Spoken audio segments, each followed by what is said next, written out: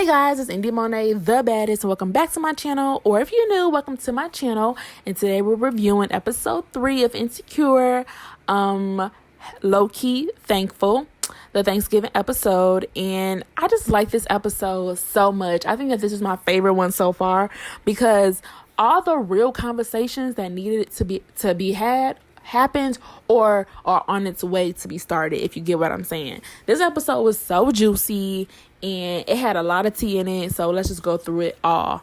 First off, the encounter with Issa, Lawrence, and Condola. That was like the kickoff of the episode. The awkward situation between Issa and Lawerence was real cute. They had their jokes. I was like, oh my God, I miss this banter of them back and forth. But when Condola pulled up, it got super awkward.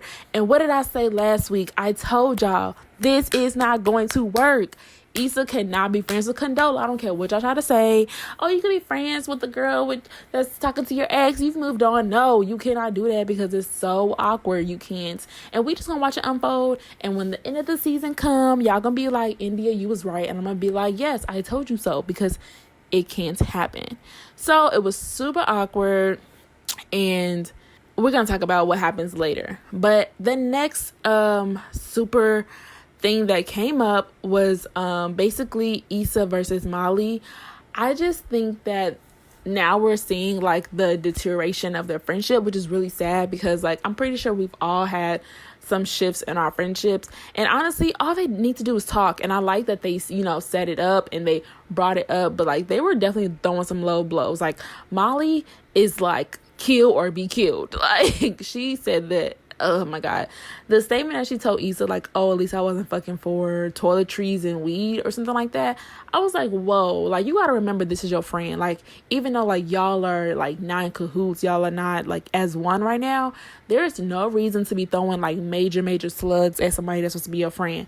Like I don't care how mad I am at my friend or how good we're not doing at the moment, I'm not gonna throw some really like hard daggers at you unless I don't care about being your friend later. I will never do that to my friend. So Molly was really wrong for that.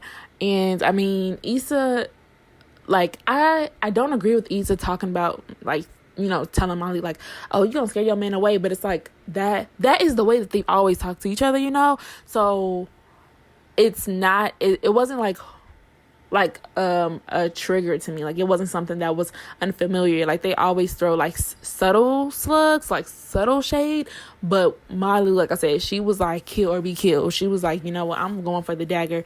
And I really didn't appreciate that. And I like that exchange did happen, because then it told both of them like, look, we need to sit down, we need to talk, because clearly our relationship isn't the best. So luckily, like the conversation has been started. Like I said, like this episode had a lot of conversations that, real conversations that need to be had are being starting now. So I like that they both agree that the relationship is off and they need to move forward. And so speaking on that, the whole Thanksgiving Day, like I didn't appreciate how Molly was being so passive aggressive towards Issa. Like you already know that y'all have drama, and when Issa tells you like Thanksgiving isn't going well, can I come around like another time, or like later, can I tell you when I'm coming? And she's like, do you, sis? I was just like, Molly, like everything does not revolve around you and everything is not happening to you. Like Issa, like, even though it probably wasn't that big of a deal, Issa was having like a rift in her day and a rift in her Thanksgiving. And for you to just be like, oh, do you? I just feel like Molly just is such a negative Nancy. Like, I just want to call her negative Molly. Like, negative, like, negative with an M. She's just being so negative. And I just couldn't do it. Like, I just couldn't do it. I'd be like, you know what? Like, I'm just not going to even hit her up.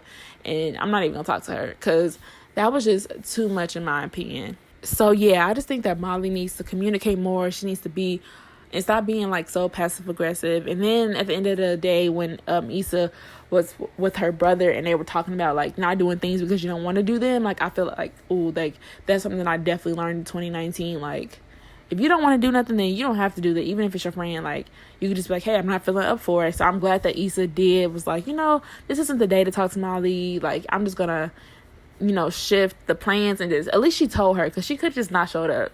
And Molly still felt some type of way, but at least she wasn't as passive. But it was just like, we're gonna see what happens next. I just want them to mend their friendship and just figure it out, because both of them are not doing well, but we're gonna keep it going. Side note, something that I loved about this episode and something that I love about Insecure is the use of social media and how up to date the show is. Like Finding Jaquan, if y'all don't watch the BET show Finding, and then they talk to all the one hit wonder or old school stars, they talk to Lil Zane, they talk to Jaquan, they talk to Chingy, they talk to all these stars that came up back in the day and where they're now. I freaking love that show. It's on YouTube, and I love that they showed that, and how they incorporated Instagram stories and tapping into people's stories and showing the gifts and the countdowns. I just love how up to date Insecure is. But I'm just such a techie social media 2020 type of person. I just love that. So okay, moving on to Friendsgiving at Condola's house. Okay, first of all, I feel like everybody on my timeline pretty much likes Condola, but I'm gonna be that unpopular opinion and just say I just don't like Condola. Maybe I like Condola with Issa as a friend, but I don't like Condola with Lawerence. I feel like Condola is boring. I didn't like none of her friends. They were all I just didn't like them. And I just feel okay, I don't know. What do y'all think? Let me know in the comments. Do you think Condola and Lawerence are going to make it? Because I just think this is episode 3. I think by episode 5, they're not going to be together. They're not. I just don't think they're a great pair. I think Condola is boring, and I think that Lawerence is definitely looking for something more than Condola is. So basically, Condola, first off, let's talk about how Lawerence is about to lose his job or might lose his job. And literally, when he was like, yeah, my job is secure, he said, oh, I might move on to another job, though. I literally laughed out loud and was like, this girl don't even know that she would have bumped. Lawerence isn't a bum, but she doesn't know what Issa dealt with. So I'm just like, oh. But basically, we got to know all about Condola, how she doesn't want to get married again, how she doesn't want a family, and how basically Lawerence is her fuck buddy and she just get over her ex-husband with Lawerence. And look, Lawerence was not ready for that tea. He literally was like, look, am I your fuck buddy? Are you using me to get over your ex? And she couldn't even answer the question. So that right there told me that Condola is not as serious about Lawerence as he is about her. And Lawerence is only doing this because he wanted to move to the next steps, but he couldn't with Issa because he didn't have the means, he didn't have the job, he wasn't in the right mental state when he was with Issa. But now that he's there and he's ready to move up and really be in a serious relationship, Condola isn't ready for that. She just got out of a whole ass marriage. And when Condola asked Lawerence about Issa and was like, oh, would you be with Issa if she didn't cheat on you? He couldn't answer. I was like, duh, we all knew the answer to this. So moving on from that, I told y'all last week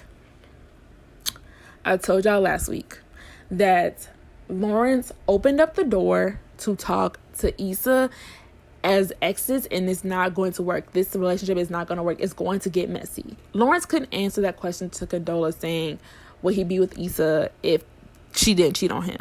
And then he goes home and hits up Issa on Instagram. He reacts to her story, and that's all it takes. It just takes one interaction, one like, one comment, one DM to spark that conversation and to spark the interaction again, and then it's on and popping between the exes. Now, what you gonna do when you can't say no, when they feel about the show? Boy, I really need to know when. How you gonna act? How you gonna handle that? What you gonna do when she wants you back?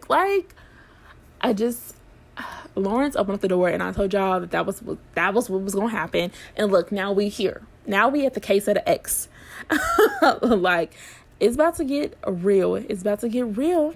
So, speaking of it's getting real, I think that Issa is now coming to terms that she really can't be as close as she wants to be with Condola, because with the talk with her brother, she said basically she feels like, Lawerence wasn't the guy that she wanted him to be at the time, because Lawerence just wasn't in that place. And I feel like a lot of women can relate to this. She said that Condola is reaping the benefits of Lawerence.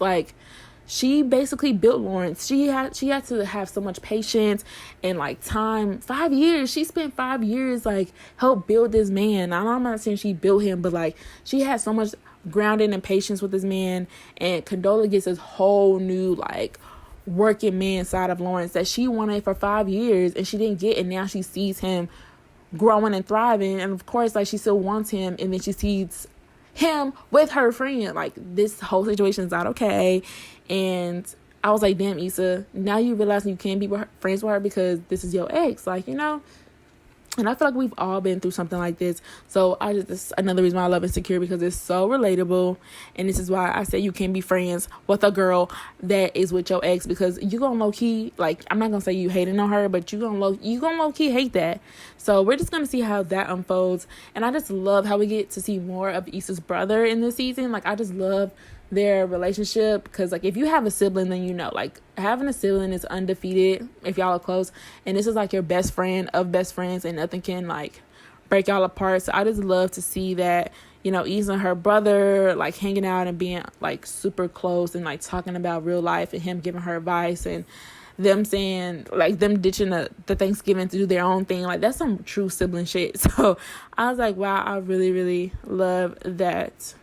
Another relationship that I wanted to dive into was Molly's relationship with her family and her parents. I just feel like Molly is just a tough person in general on people. And this is how I feel like I can relate to Molly, because I'm really, really tough on people. I try to give people chances, but I'm just really tough on people. So I just see, I was gonna call her Negative Nancy. I just see negative Molly being very tough on people and being tough on her parents, like her dad cheating on her mom, like that. All of that came out last season, and she's being so negative towards him, and she has not gotten over that. And I'm just like, I don't know, I haven't dealt with that, but I can see how that can like definitely skew like your view of a parent, because I feel like if I would have found someone, I feel like I would be fucked up in the head too. But like her brother said, if it happened to your mama and your mama's over, then you gotta move on. And then this is old. It wasn't like it was brand new. So I just feel like this is Molly wanting to not be happy. Molly is just hella negative for no reason, and I just want her to move on. And it also shows the pressure that we put on our parents, because we think that our parents are just like, you know, I had to learn this too. We think that our parents know everything, and our parents are like on this pedestal. But when her brother said dads are niggas too, they just all grown up, I was like, damn, that's some real shit. Because I'm pretty sure a couple of our daddies probably wasn't shit back in the day. Like, let's be real. When he said that, I was like, wow, this episode has some real conversations that needed to be had. And I was really impressed with this episode. So I think that's everything. I think just to wrap up everything, Lawerence and Condola are not going to be together for past episode 5. I think that's going to be broken up because Lawerence wants more out of her than she's willing to give. I think that Lawerence and Issa are going to like maybe trip up. They're definitely going to talk. They're definitely going to get close again. That door is open now, so we're going to see what happens with that. I think Molly and Issa are going to get into it really, really bad, because Molly is being very, very passive aggressive, and Issa is kind of being in an avoidance state. So we're gonna see how that unravels. It's gonna get messy, and yeah, I'm just really excited to see how this season goes. It's very relatable right now, and I'm just loving every bit of it. So I just want you guys to like let me know in the comments, what do you think about this episode? What are you looking forward to? What did you think about these interactions and these conversations that were had? And let me know, can you be friends with your ex and not have feelings for them? Because that's a real question. I think you could be friends with your ex, and I could think that you can be friends with them without having feelings, but I don't think I could be best friends. Like, there's no way I could be buddy. Like, I don't know if you guys watched The Wind Down, but I watched The Wind Down. I think I agree with Issa. I think that when you see your ex, you can be like, you know, cordial with them. You don't have to wish ill on them, but y'all not buddy, like, hey, let's hang out, you know, that type of thing. But let me know what you guys think. Don't forget to subscribe to my channel and give this video a thumbs up, and get those fingers going in the comments, and I'll see you guys next week on the next episode. Bye. Posse out.